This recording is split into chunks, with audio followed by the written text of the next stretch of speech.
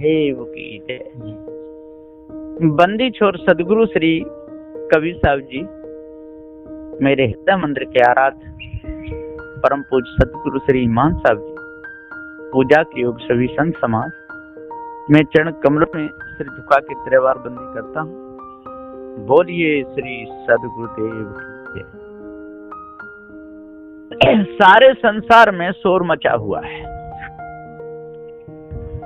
बहुत भारी भूतों का, चुड़ैलों का, जिन्नों का, खईसों का, मसानों का बहुत शोर है। भूतों के खिलाने वाले भी बहुत बैठे हुए, कम नहीं, बहुत ज्यादा। इतने जोर शोर है कि उसको कुछ कहा नहीं जाता। भारी शोर मचा है, शोर जगत में शोर मचा है। शोर ईश ब्रह्म आत्म परमात्म, ये भी बहुत भारी शोर मचा हुआ है। कोई कोई कहने लगते हैं कि जीव ही ब्रह्म है, जीव ही आत्मा है, जीव ही शिव है, जीव ही पीव है। अच्छी बात है, कहो, लेकिन दोष को खत्म करके कहोगे तो बात मंजूर होगी, और उसे अलग भी मानते रहोगे, कल्पना करते रहोगे और जीव को भी कहते रहोगे तो नहीं, जीव के साथ में धोखा हो जाएगा। अरे जीव को आपने आत्मा कह दिया, जीव को सिद्ध कर दिया कि जीव आत्मा है, बहुत अच्छी बात है, जीव आत्मा है। पर जो आत्म सिद्धांत आपने ऊपर माना, व्यापकवाद माना, पहले उसको खत्म तो करना पड़ेगा। जब वो धोखे में आपसे जो धोखा हो गया, भूल हो गई, पहले उस भूल को मिटाओ और तब कहो कि हम अपनी भूल को मिटाना चाहते हैं और जीव को ही आत्मा कहते। कहो, किसी भी नाम से पुकारो, लेकिन कहो जीव को। और आप पत्थर को भी आत्मा, पानी को भी आत्मा, सबको आत्मा ही आत्मा, शरीर भी आत्मा, जीव भी आत्मा है, तो ये बात मंजूर नहीं होगी। ये धोखा दे रहे हो। अरे जीव को आत्मा कह करके और जीव को परेशान कर रहे हो, एक बकरा को काट रहे हो, पत्थर पूज रहे हो, आत्मघात, प्रयास हो आत्मघात। जीव को आपने आत्मा सिद्ध किया, आपके सिद्धांत में ये पूरा ठहर गया कि जीव ही आत्मा है और मानने लगे, तो ये मानना काटना तो बंद करो, पत्थर पूजा तो बंद करो, नदी नालों की पूजा तो बंद करो। जो भिन्न आपने आत्म सिद्धांत धोखे में चला दिया, आपसे भूल हो गई, भूल सबसे होती है, कोई बात नहीं है, भूल को मिटा देना चाहिए। भूल में छोटा बच्चा होता है, मन बुद्धि विकसित नहीं होती, तब तो जाने क्या क्या खा लेता है, और जिसकी मन बुद्धि विकसित हो जाए तब खावे, तो वो बात मंजूर नहीं होगी। जैसे अंगोरी लोग मांस खा जाते हैं, मलमूत्र खा जाते हैं, बुरे से बुरे कर्म करते हैं, है ना? तो ये तो उनकी बहुत भारी भूल है। उस पागलपन को हम सिद्ध अवस्था कहें, ऐसा नहीं होगा। इसी प्रकार से आप आत्म सिद्धांत को चलाते रहो और जीव को भी आत्मा कहते रहो, है? तो ऐसे नहीं चलेगा। और कहते भी हो जीव ब्रह्म में ना पड़ा, जीव ब्रह्म एक ही है। जब जीव ब्रह्म एक ही है तो अलग से जो आत्मा सिद्ध किया है, जो विशुद्ध आत्मा जो माना है, तो उस बात को तो खत्म करना पड़ेगा। अरे फिर तो विशुद्ध महाशुद्ध, ये तो चेतन जीव हो गया। जब जीव को ही आत्मा कहते हो तो महाशुद्ध जीव हुआ कि नहीं? तो फिर ये सब पत्थर पूजा बेकार हो गई कि नहीं? अब उसमें आप दर्शन करते हो, जीव को आत्मा भी कहते हो और पत्थर में आत्मा के दर्शन करते हो, है? जीव को भगवान कहते हो और पत्थर में भगवान के दर्शन करते हो। कैसी आपने गड़बड़ी करी है। जब तक ये सिद्धांत गड़बड़ी नहीं हटेगी, तब तक बात मंजूर नहीं होगी, है ना? ब्रह्मात्मा ब्रह्मात्मा, जीवात्मा जीवात्मा, है? सदगुरु जी पुकार के कहते हैं कि जी कैसा बखेड़ा खड़ा किया है बिना बात का, है? अरे तू चेतन जीव सुजान है, तेरे ऊपर और न कोई, तू अजर अमर अखंड है, तेरे ऊपर और न कोई, है? अरे अजर को, अमर को, अखंड को, नित्य को, सत्य को, जीव को, चेतन को बहुत नाम है। क्या वो ब्रह्म के नाम ही लेने के लिए रह गए? और यदि उन नामों को लेते हो तो पहले उन नाम के जो दोष आए वो दोष को खत्म कर दो, तब कहो। ये मत कहो कि उसी से ब्रह्म से ही सारे जीव निकले, ब्रह्म से ही संसार निकला है। और यदि जीव को ब्रह्म भी कहते हो तो एक जीव में से सारे जीव निकले कि यह जीव के स्वरूप में से पृथ्वी जल वायु अग्नि निकली है? ये कितना बड़ा दोष है। दोष मिट मिलो, सदगुरु से मिट जाए मन की त्रासा हो।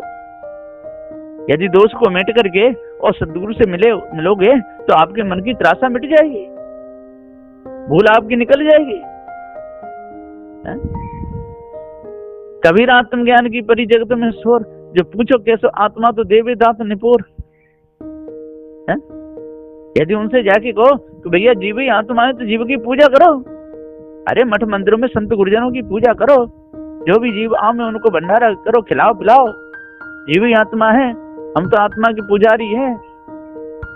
पत्थर पूजा हो रही है और कहते हैं कि हम जीव को आत्मा मानते। कितनी बड़ी भूल है। सामने घंटे बज रहे हैं, आरती भी पत्थर की कर रहे हैं, गुरु की आरती करने में शर्म लग रही है, नाक कट रही है। गुरु जी की आरती कर देंगे तो नाक कट जाएगी, शर्म लगती है। और पत्थर की आरती करने में कोई शर्म नहीं लगती। इधर गुरु को भी आत्मा कहते हैं और पत्थर को भी आत्मा कहते हैं। अब गुरु को भोजन कराते हैं, वहां जाके भोग लगाते हैं। अब देख लो गुरु जी के सामने जो भोजन परसा है वो थाली में घटेगा कि जो मूर्ति को परसा है वो घटेगा? कहाँ घटेगा? इतनी भी अकल नहीं, इतना भी विचार नहीं। क्या पढ़े क्या लिखे है? पढ़ाई लिखाई सारी दूर में मिल गई, ग्रंथों का अध्ययन नहीं किया, पारकी संतों के साथ में बैठ करके विचार नहीं किया। और पारकी संतों को दोष लगाते हैं और कहते हैं कि पारकी जीव को भी आत्मा कह देते।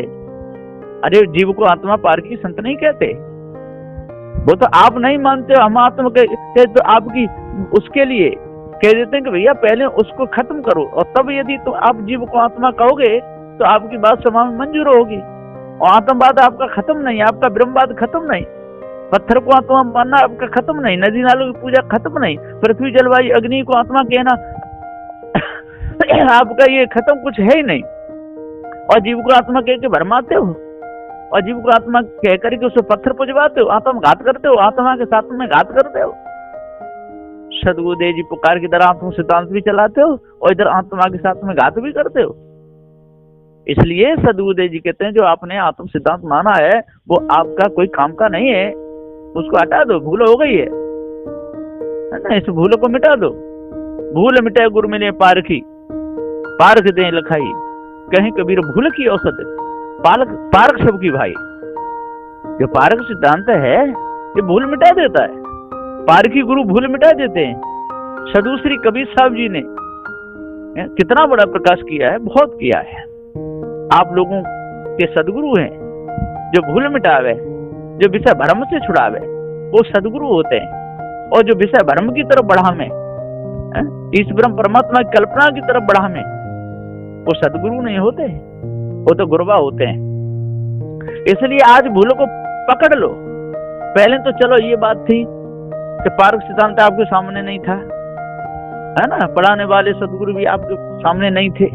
और आज तो शोर में चला है ना, मोबाइल ऐसा हो गया कि सबकी समझ में पारक सिद्धांत आ जाना चाहिए, है ना, उस भूलों को मिटा देना चाहिए।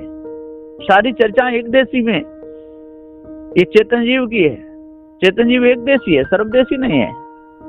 इसलिए भूल में यही पड़ता है, विचार यही करता है, चोरी भी कर लेता है, हिंसा भी कर लेता है।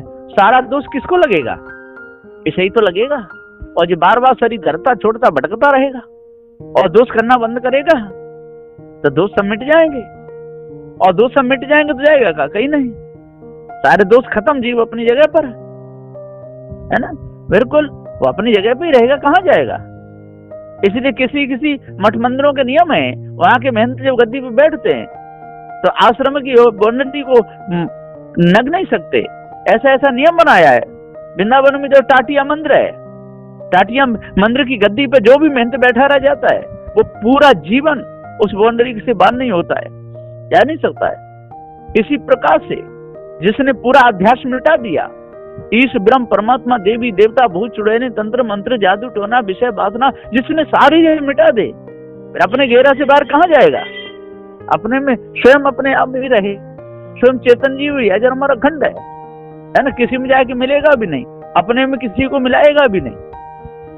ठीक है, जो नियम आपने जो बनाए उनके अनुसार तो चलो, भूल तो मिटाओ, भूल मिटे तब कुछ भी नाम रखो, और भूल मिटी नहीं है, अलग से भी मान रहे हो, इधर जीव को ईश्वर का अंश भी कहते हो, और फिर झूठ भी बोल देते हो कि नहीं जीव को ईश्वर का अंश क्या कहते हैं, जीव ब्रह्म में अंतर ही नहीं है, तो अंतर नहीं है तो अंश क्यों कहा है?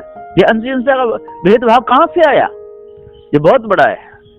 इसलिए जब तक इस भूल को नहीं मिटाओगे और तब तक हम उस आपके आत्मज्ञान को स्वीकार नहीं करेंगे किसी भी प्रकार से। और जो कर रहे हैं वो जाने, उनका काम जाने। लेकिन पार की संतों से तो मेरी यही विनय है कि इस भूल को अपने अंदर ना आने दें। ये सिद्धांत की बहुत बड़ी भूल है। यदि जो भूल घर कर गई तो फिर मिटने वाली नहीं है। इस प्रकार से जब घाव घर कर जाता है कैसे भी नहीं मिटता, हड्डी तक पहुंच जाता है, फिर उस घाव को मिटाना बहुत मुश्किल पड़ता है। तो झरे में भैया कूड़ा मत करो। शुद्ध साफ पवित्र ज्ञान है पारसी संतों का। सदग्रंथ बीजक को गुरुमुख से बढ़िया तरह पढ़ो, है ना, और सिद्धांत भूलों को मिटा दो किसी भी प्रकार से। और जीव को ब्रह्म कहना, ईश्वर कहना, आत्मा कहना, परमात्मा कहना, ये बहुत बड़ी भूल है। क्योंकि आपके कहने से वो आपके पारस सिद्धांत में नहीं आएंगे, आपकी हानि हो जाएगी। यदि आप आत्मा जीव को कहते रहोगे तो वो तो आपके सिद्धांत में आने वाले हैं नहीं, उनका सिद्धांत आत्मा अलग है। वो तो खुश हो जाएंगे कि देखो ये भी आत्मा को मार रहे हैं, है ना।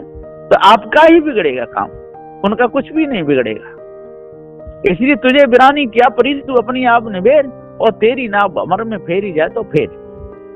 अपने सिद्धांत को उज्जवल रहने दो, अपने सिद्धांत को पवित्र रहने दो, अपने सिद्धांत में कोई भी सिद्धांत दोष मत आने दो। ये जीव अजरमर है, अखंड है, नित्य स्वयं स्वरूप है, स्वतंत्र है। इसमें दूसरी पदवी लगी नहीं सकती है। ये किसी का आभूषण नहीं है, सोने का आभूषण नहीं है तो उसको सोने का आभूषण कहा जाएगा, चांदी का आभूषण नहीं है तो उसको चांदी का आभूषण कहा जाएगा, मिट्टी का कोई खिलौना नहीं है तो उसको मिट्टी का खिलौना कहा जाएगा, है ना। लकड़ी का कोई खिलौना नहीं है तो उसको लकड़ी का कहा जाएगा। वो स्वतंत्र है, किसी में से बना नहीं है चेतन जीव। ये अजर अमर अखंड नित्य स्वयं स्वरूप है। इसलिए तू अजर अमर अखंड है, तेरे ऊपर और न कोई। ईश ब्रह्म आत्म परमात्मा गुरु का भ्रम होई, जाल बिछाए दियो गुरुवर ने, मत भटको सब कोई। ये बहुत भारी जाल बिछाया है और इस जाल में बड़े बड़े ज्ञानी, बड़े बड़े ध्यानी चले गए। इसलिए आज इस भूल को हम अच्छे प्रकार से पकड़े और पकड़ करके उसकी जड़ उखाड़ दे, और जड़ उखाड़ के पार सिद्धांत रूप पानी धो दे, और धो करके उसको ज्ञान रूपी अग्नि से सुखा दे, तब फिर ये घात कभी नहीं उगेगी। अब जो को आप सारे संसार के आप मुझे मिटा दें तो ऐसा नहीं होगा। सारे संसार के पीछे पड़ोगे तो अपना भी सिद्धांत गड़बड़ा जाएगा। यदि जीव को आत्मा कहते रहोगे, जीव को ब्रह्म कहते रहोगे, जीव को परमात्मा कहते रहोगे तो अपने ही सिद्धांत में दोष आ जाएगा, है ना। फिर किसको समझाओगे जब अपने आप को, स्वयं को नहीं आप समझा पा रहे, अपनी ही भूल नहीं मिटा पा रहे, दूसरे की भूल क्या मिटाओगे। इसलिए अच्छी तरह से अपने आप को जाने, भ्रम को मिटाने, भूल को दूर करें, सिद्धांत दोष को बिल्कुल खत्म करें, और जीव को जीव रहने दें।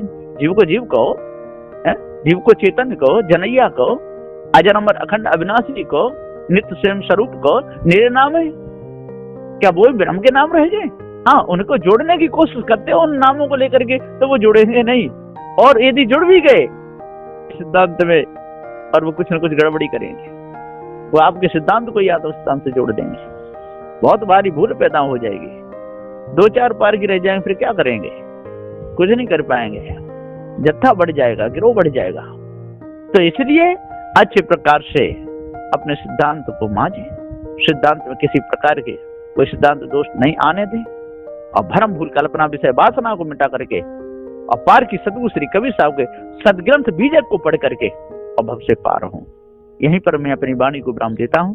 बोलिए श्री सदगुरुदेव की जय।